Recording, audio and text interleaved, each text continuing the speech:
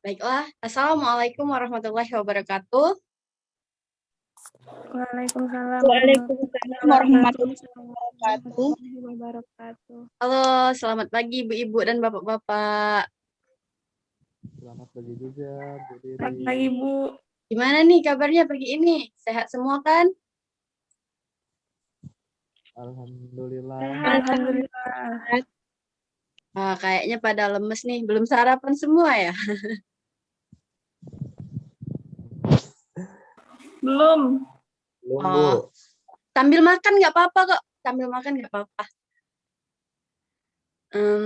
Kayaknya pada pagi hari ini, peserta penyuluhan kali ini, kayaknya masih ibu-ibu dan bapak-bapak muda semua ya.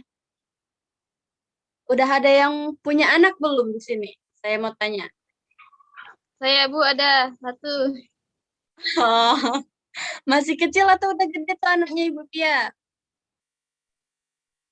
Usia tahun Bu. Oh, mantap nih. Oh, yang lain jangan-jangan masih jomblo nih, masih belum punya anak atau masih menunggu pasangan dilamar ini. Nunggu jodoh ya? Beda.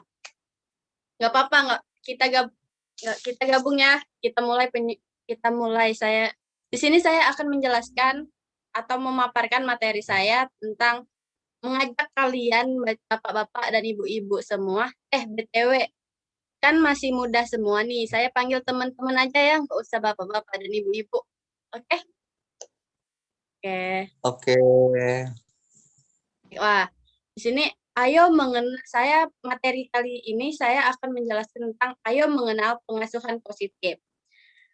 Ya, sebelumnya kita harus tahu dulu apa itu pengasuhan positif. Pengasuhan positif ini adalah pengasuhan yang berdasarkan kasih sayang, saling menghargai, terus membangun hubungan yang hangat antara anak dan orang tua, serta menstimulasi tumbuh kembang anak. Pengasuhan yang menggunakan pendekatan yang mengedepankan penghargaan, pemenuhan, dan perlindungan hak anak. Juga mengedepankan kepentingan terbaik anak. Nah, juga pengasuhan positif itu adalah upaya untuk memberikan lingkungan yang bersahabat, ramah, sehingga anak dapat tumbuh dan berkembang dengan optimal. Nah, apa itu pola asuh? Pola asuh adalah proses interaksi antara orang tua dan anak dalam mendukung perkembangan fisik, emosi, sosial, intelektual, dan spiritual sejak anak dalam kandungan sampai dia dewasa. Nah, mengapa penting melakukan pengasuhan positif? Itu untuk meningkatkan kualitas interaksi anak dengan orang tua, mengoptimalkan tumbuh kembang anak, mencegah perilaku-perilaku menyimpang anak ketika ia dewasa. Selanjutnya itu prinsip utama dalam pengasuhan positif. Yang pertama, anak harus diperlakukan dengan penuh penghargaan. Anak juga harus dibebaskan dari tindak kekerasan. Kita nggak boleh main kasar ya sama anak. Nah, yang ketiga itu kita harus memberikan pengasuhan yang penuh cinta dan kasih sayang. Yang kedua, menyediakan lingkungan yang aman, nyaman, dan ramah bagi tumbuh kembang anak. Nah, untuk bapak dan ibu-ibu, teman-teman, kita nggak boleh ya berantem di depan anak, karena itu akan mengganggu emosi, bisa bikin anak itu depresi. Jadi kita juga boleh sering-sering berantem di depan anak, apalagi kalau anaknya masih kecil-kecil. Itu akan sangat mengganggu tumbuh kembang anak ketika ia dewasa. Nah, apa yang harus dipahami oleh orang tua? Yang pertama adalah tahap perkembangan anak, juga melakukan komunikasi efektif kepada anak, dan kemudian disiplin positif. Nah, mengapa orang tua harus memahami tahap perkembangan anak? Karena itu untuk melakukan deteksi tumbuh kembang anak yang menyimpang dan melakukan deteksi dini perilaku yang menyimpang. Nah, aspek apa aja yang ada dalam tahap perkembangan? Yang pertama itu sosial, fisik, perasaan, dan berpikir. Nah, tahap pola pengasuhan berdasarkan kelompok usia anak ini terbagi dari 0 sampai 2 tahun, 2 sampai 4 tahun, 4 sampai 6 tahun, 6 sampai 12 tahun, dan 12 sampai 18 tahun. Selanjutnya itu ke komunikasi efektif. Tujuan dari komunikasi efektif ini adalah untuk menyampaikan informasi, menanamkan nilai positif, mendekatkan hubungan orang tua dan anak untuk memahami pikiran dan perasaan.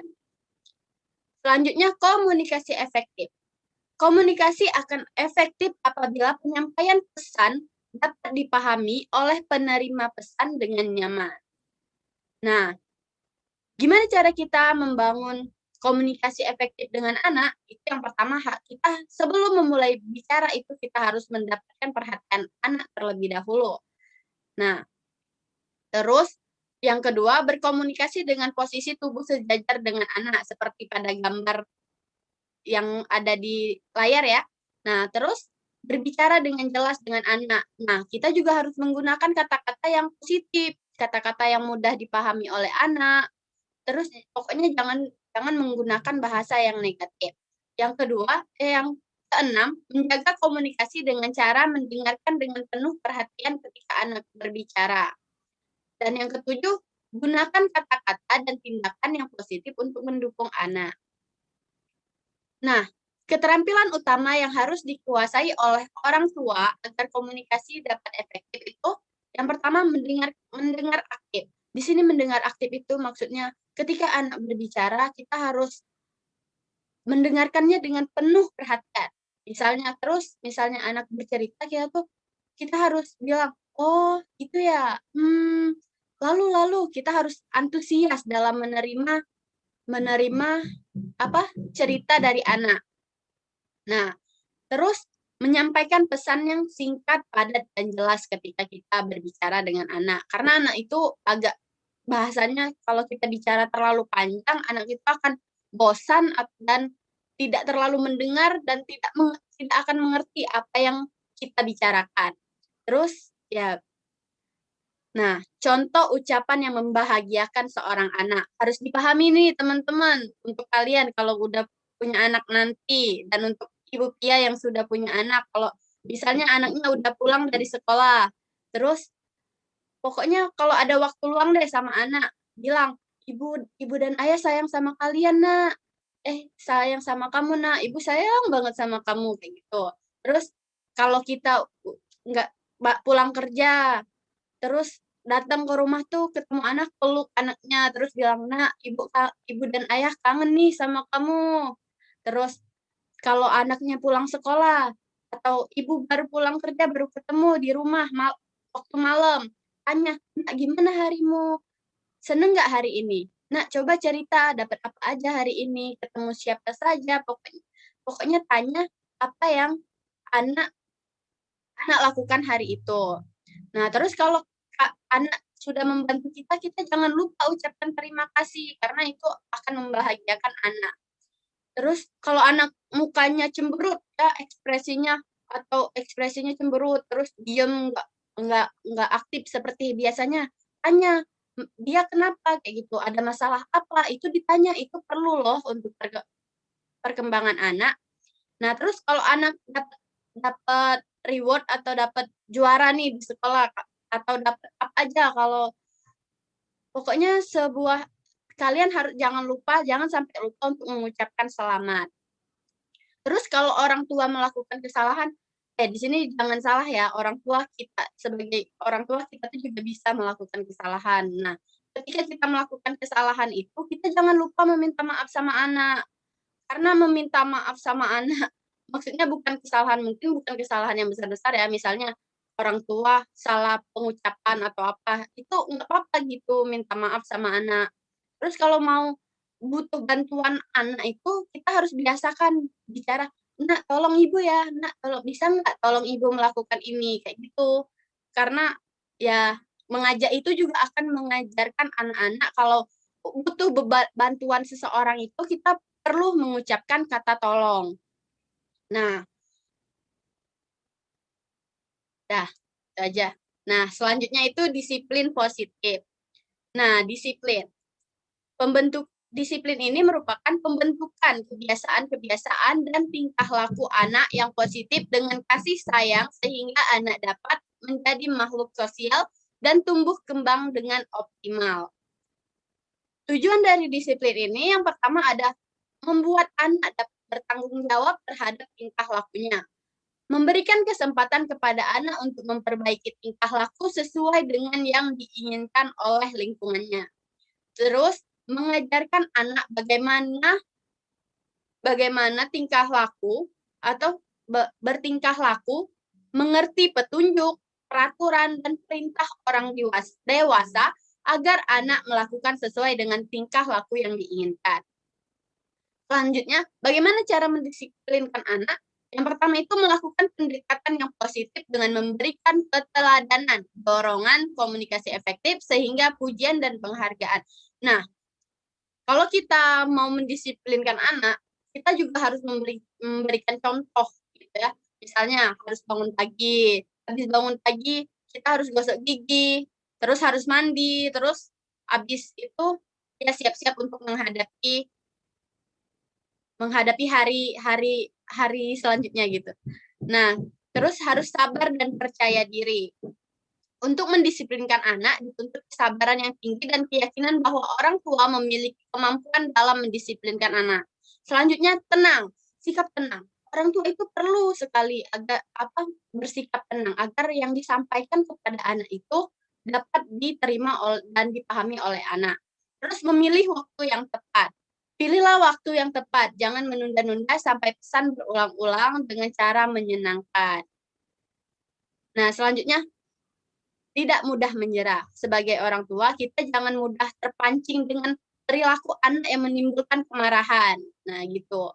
Terus konsisten. Orang tua harus konsisten dengan keputusan atau aturan yang telah ditetapkan bersama. Yang ketujuh, memberikan contoh dan penjelasan. Nah, tahapan menerapkan disiplin. Yang pertama itu, 1, tentukan perilaku yang diinginkan oleh orang tua. Terus katakan kepada anak tingkah laku apa yang sudah ditentukan dan dijelaskan pula mengapa harus dilakukan. Misalnya kan, kita mau mendisiplinkan anak, kita harus jelaskan kenapa kita harus begini, kenapa harus begini, kenapa tidak boleh begini, itu harus dijelaskan agar anak mengerti dan paham. Nah, terus jika anak berhasil, kita harus memberikan pujian agar mereka senang dan bahagia gitu. Terus yang selanjutnya itu lakukan terus atau diulang sampai kedisiplinan yang diinginkan menjadi menetap pada anak, tertanam gitu dalam diri anak. Jadi dia secara tidak langsung tertanam dalam dirinya. Kalau dia tuh langsung dari tahapan yang sudah kita lakukan tadi, anak tuh akan secara tidak langsung akan disiplin sendiri kayak gitu. Sudah, sekian materi dari saya ucapkan terima kasih kepada teman-teman yang sudah memperhatikan. Oh iya, waktunya kira-kira masih ada ya waktunya. Nah, ada nggak di sini yang mau tanya? Kalau ada yang mau tanya, saya persilakan.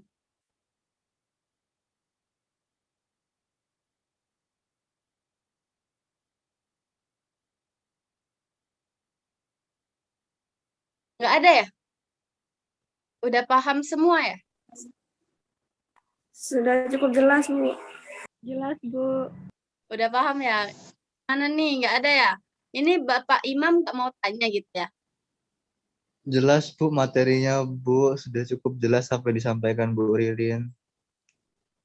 Aduh, nggak asik nih, masa nggak ada yang mau tanya? Nggak penasaran nih, apa karena belum punya anak jadi kurang ini ya, kurang masuk gitu ya, kurang ngena gitu ya? Mungkin Iya, iya Bu. Bu. Oh, ini nih Ibu Pia kan udah anaknya udah usia PAUD. Gimana tuh Bu? Tumbuh kembangnya baik atau enggak? Belum punya. Ya, mungkin tadi Ibu Andin yang Oh, punya anak salah tadi. ya? Oh, maaf ya Ibu Pia, salah saya. Ya udah deh, kalau nggak ada yang mau tanya, kita tutup aja ya, karena waktunya juga udah mau habis. Jadi saya tutup ya, saya akhiri. Terima kasih buat teman-teman semua yang sudah memperhatikan dengan baik. Saya akhiri, wassalamualaikum. Sampai jumpa lagi ya nanti. Saya akhiri, wassalamualaikum warahmatullahi wabarakatuh. Waalaikumsalam Waalaikumsalam warahmatullahi wabarakatuh. wabarakatuh. Terima kasih Bu Ririn. Iya, sama-sama ya.